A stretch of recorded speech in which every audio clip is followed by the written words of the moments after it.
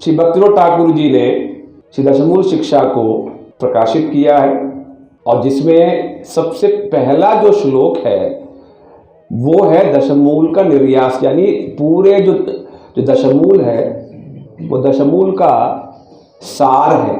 तो ये पहला श्लोक क्या है? सार है। दशमूल तत्व, ये मूल तत्व है, ये उसका सार तत्व है, यानी संक्षेप में पूरे दशमूल की क्या क्या विषय वस्तु है ये श्लोक में बताया गया।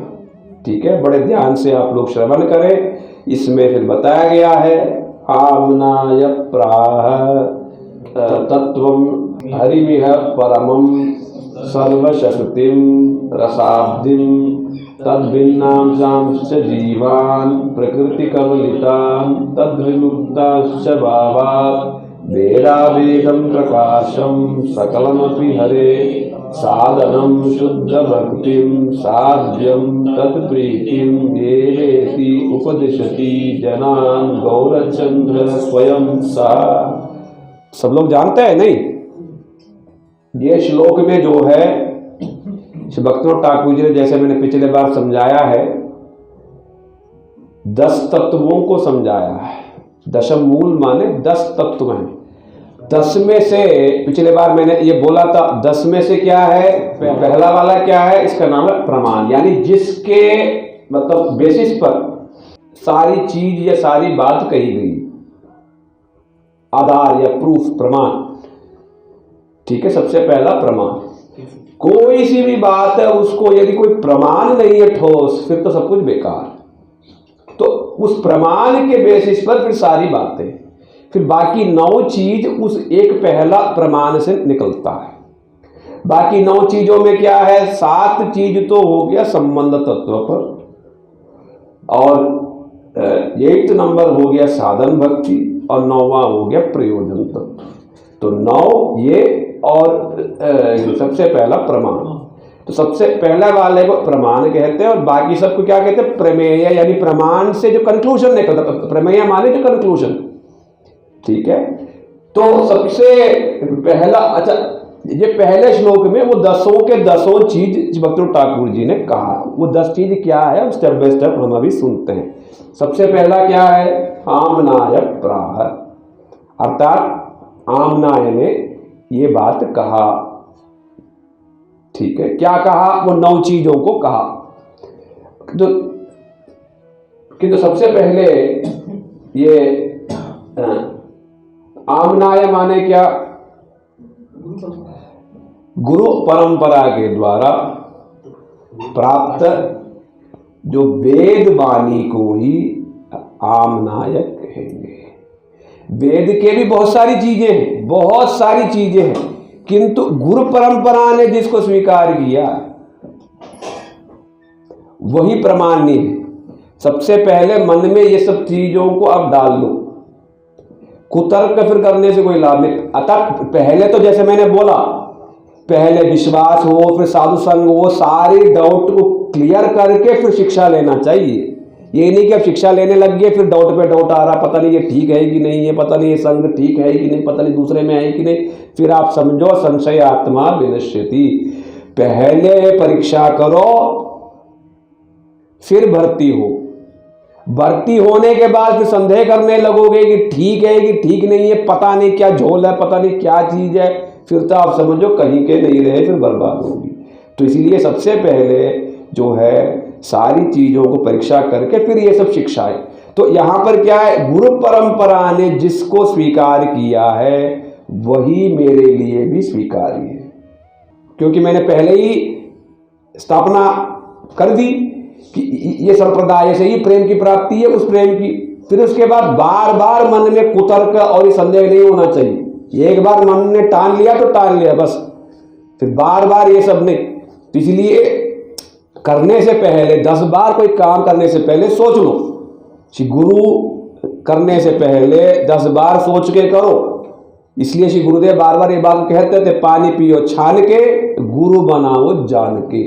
ये कोई खिलवाड़ नहीं है, मजाक नहीं है। आज किसी को किया, कल किसी को किया, और मेरा व्यापार ठीक से फिर चल गया तो ठीक है, नहीं चला तो छोड़ दो इसको, फिर दूसरे के पास चले जाओ। ये सब मजाक नहीं है, चीज़ें सीरियस होना पड़ेगा। तो तब क्या है, ये परंपरा ने जिस वाणी को स्वीकार किया है वही वाणी ही आमनाय है। जैसे समझो ये संप्रदाय में श्री कृष्ण को ही भगवान स्वीकार किया है। अब वो साधक क्या करेगा, सब ढूंढेगा, अच्छा क्या क्या प्रमाण है, कहां कहां बोला है, हमारे श्री गुरुवर्गों ने क्या क्या वाणी को स्वीकार किया है। दिन रात उसका मन इन्हीं सब चीजों में रमा रहेगा, ढूंढेगा। जीव गोस्वामी पाद जी ने क्या कहा, भक्तिविनोद ठाकुर जी ने क्या कहा, चक्रवर्ती पाद जी ने क्या कहा, और सारे वेद वचन में, पुराणों में, महाभारत में, फिर भागवतम में, सब जगह जा जाके वो देखेगा। इसलिए तब संदेह नहीं करना चाहिए, चीजें ये बड़ा ही जटिल चीजें हैं। फिर वहां आकर के मतलब जब हमको दौड़ना है, फिर हम यदि सोचने लग जाए कि दौड़ूं कि नहीं दौड़ूं, फिर कैसे होगा काम। या तो दौड़ने से पहले सोच लो 10 बार कि मुझे मैराथन में जाना है, अब वहां पहुंच के भी सोचोगे दौड़ूं कि नहीं दौड़ूं, सोच रहा हूं मैं अभी, तो कैसे होगा फिर। तो इसलिए गुरु परंपरा ने जिसको स्वीकार किया है, मैंने उसको पूर्ण मन से उसको स्वीकार किया, यही है आमनाय वाणी। और उन्होंने क्या कहा, वो वाणी या वेद वचन क्या कहा, किस किस वेद वचन या किस किस प्रमाण पर क्या कंक्लूजन क्या बिठाया। तो नेक्स्ट कंक्लूजन, सबसे पहला प्रमाण, तो सबसे पहला जो कंक्लूजन है, ठीक है, सबसे पहला क्या है, कृष्ण तत्व। सबसे पहला तो यही है कि भगवान कौन है, कौन है भगवान, सबसे बड़ा प्रश्न तो यही है। तो कौन है, तत्वम हरिमिह परमम, श्री कृष्ण ही जो है परम तत्व हैं। कैसे कह रहे हो, वो सारा प्रमाण फिर बताएंगे बाद में, ठीक है। तरह तरह के फिर प्रमाण हैं, सारे शास्त्र के फिर प्रमाण फिर बताया गया है, कृष्णस्तु भगवान स्वयं फिर बताया गया है। वो सारा जो प्रमाण अनुसार ये स्थापित किया गया है, कृष्ण ही भगवान। जब तक हम स्वयं इस तत्व पर प्रतिष्ठित नहीं है, दूसरे को हम कैसे समझाएंगे, पता ही नहीं। कोई कहता शिव है, कोई कहता है मत ब्रह्मा है, कोई कहता देवी है, कोई कहता कुछ है। हम सबकी बात सुनते हैं तो फिर पागल बनते फिरते हैं। फिर किस प्रकार से, तब तक इन सब बातों में यदि प्रतिष्ठित नहीं है, तब तक इस धारा में प्रतिष्ठित नहीं है, और जब तक प्रतिष्ठित नहीं है तब तक कृपा नहीं मिलेगी।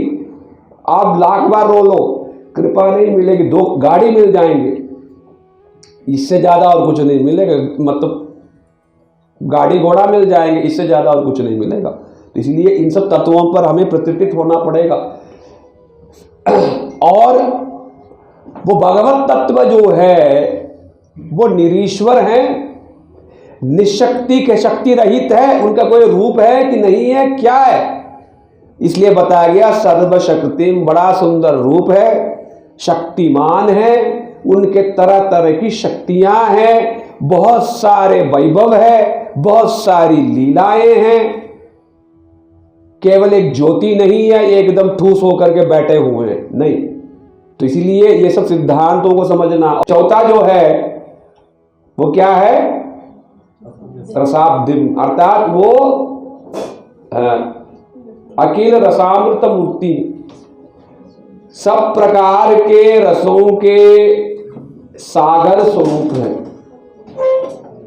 आधारभूत है।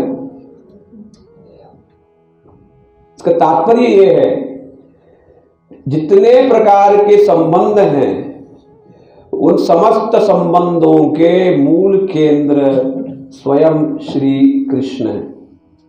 तो इसलिए श्री कृष्ण के साथ 5 प्रकार के संबंध, शांत, दास्य, सख्य, वात्सल्य, मधुर, श्रृंगार आदि 5 प्रकार के संबंध, और 12 जो गौण रस है, वो सारे के सारे केवल और केवल कृष्ण के साथ ही संबंध संभव पर है, दूसरे के साथ संभव पर नहीं। इसलिए क्या, रसाब्दिम, सारे रसों के सागर स्वरूप है। कोई ड्राई नहीं है, ड्राई ब्रह्म नहीं है, ब्रह्म तत्व नहीं है, बिल्कुल ड्राई है, बिल्कुल। ये पूरा कृष्ण तत्व का पूरा सार निचोड़। फिर इसके बाद जीव तत्व, तद भिन्नांशांश्च जीवान, तो जीव क्या है? वही श्री कृष्ण के विभिन्न अंश तत्व हैं। जीव, समस्त जीव जो हैं ये श्री कृष्ण के विभिन्न अंश तत्व। और जीव भी फिर दो प्रकार के, बद्ध और मुक्त। बद्ध जीव इस माया जगत में देखने को मिलते हैं और मुक्त जीव श्री भगवान के निज नाम में देखने को मिलते हैं। और बद्ध जीव का लक्षण क्या है? प्रकृति कबलितान, वो माया के द्वारा आबद्ध है। कैसा आबद्ध है? कौन सी रस्सी है? कोई रस्सी तो है नहीं। हाँ, रस्सी है, तीन तीन रस्सियां, तीन तीन जंजीरें। क्या है? सत्व रज तमो गुणात्मक सोना चांदी लोहा रूपी तीन तीन जंजीरों से बंधा हुआ है। और जो मुक्त जीव है तद विमुक्तांश भावात्, श्री भगवान के ये संबंध ज्ञान को जानने से या प्रेम को प्राप्त करने से वो माया के बंधन से मुक्त हो सकता है, होता है। तो ये दो प्रकार के जीव तत्व है, बद्ध और मुक्त। और तीसरा तत्व क्या है? माया तत्व। ये जो माइक, जो ये जड़ जगत है, तो ये तीनों के बीच में जो संबंध है, माया भी क्या श्री भगवान की शक्ति है, ठीक है। तो ये तीनों के बीच में जो संबंध है, जीव माया, ये ट्रायंगल, श्री भगवान जीव और माया तीनों के बीच में जो संबंध है, इस संबंध को जानने के लिए चारों वैष्णव संप्रदायों ने तरह तरह से विचार विमर्श किया। किसी ने कोई सिद्धांत रखा, किसी ने कोई सिद्धांत रखा। चैतन्य महाप्रभु जी ने सबके सिद्धांतों को लेकर के समाधान बिठाते हुए चैतन्य महाप्रभु जी ने ये सिद्धांत किया है कि इन तीनों के बीच में क्या संबंध है? ये अचिंत्य भेदा भेद संबंध है। भेदा भेदम प्रकाशम सकलमपि हरे, सब कुछ कृष्ण का ही प्रकाश। चाहे ये माइक जगत है, ये भी कृष्ण के बहिरंगा शक्ति से ये प्रकाशित है, और चाहे जीव शक्ति है, ये भी श्री कृष्ण के तटस्था शक्ति से ये प्रकाशित है। और श्री भगवान के वैकुंठ धाम है, वो भगवान के स्वरूप शक्ति से प्रकाशित है। सब कुछ कृष्ण से निकला है, कृष्ण को छोड़ के कुछ नहीं है, किंतु ये सब कृष्ण भी नहीं। सब कुछ कृष्ण से निकला है, इसलिए कृष्ण से भिन्न नहीं है, किंतु ये कृष्ण भी नहीं है, इसलिए कृष्ण से भेद भी है और भेद नहीं भी है। भेद सबसे ज्यादा, और जो भेद नहीं होने की बात बहुत कम मात्रा में। इसलिए चैतन्य महाप्रभु जी ने कह दिया कि ये भेद भी है और अभेद भी है, किंतु ये बुद्धि के द्वारा इसको सामंजस्य से बिठा नहीं सकते। इसलिए क्या है, ये अचिंत्य है, ये चिंता शक्ति से बाहर की चीज है। ये जो 7 ये जो श्लोक है, इसी को संबंध ज्ञान कहते हैं। जीव माया और भगवान के साथ आपस में जो संबंध को ही संबंध, या इसी को ही दूसरा नाम जो मैंने दिया है वो ये है स्पिरिचुअल जीपीएस। जीपीएस होता ना, जीपीएस क्या है? क्या है जीपीएस? मैं कहां पर खड़ा हूं। तो ये क्या है? Spiritual GPS. मैं इस विश्व संसार में, मेरा गिनती कहां है, मैं कौन हूं, यही है संबंध ज्ञान। फिर इसके बाद साधन तत्व, अर्थात श्री कृष्ण के साथ हमारा संबंध को जान लिया। श्री कृष्ण को हम क्या पाएंगे, किस प्रकार से पाएंगे, फिर बताया गया साधनम शुद्ध भक्तिम। साधन क्या है? केवल भक्ति नहीं है, शुद्ध भक्ति जिसमें कर्म ज्ञान आदि और तरह तरह के कोई सी भी, जिसमें मिलावटी चीज कोई सी भी नहीं है, वो शुद्ध भक्ति ही जो है इसका साधन है। उस शुद्ध भक्ति के द्वारा ही जो है श्री भगवान के साथ हमारा जो नित्य संबंध है उसको हम जगा सकते हैं, दूसरे किसी भी माध्यम से नहीं किया जा सकता है। और वो साधन करके कृष्ण के साथ संबंध को जगा के हमें पाना क्या है? साध्यम तत्प्रीतिम एव।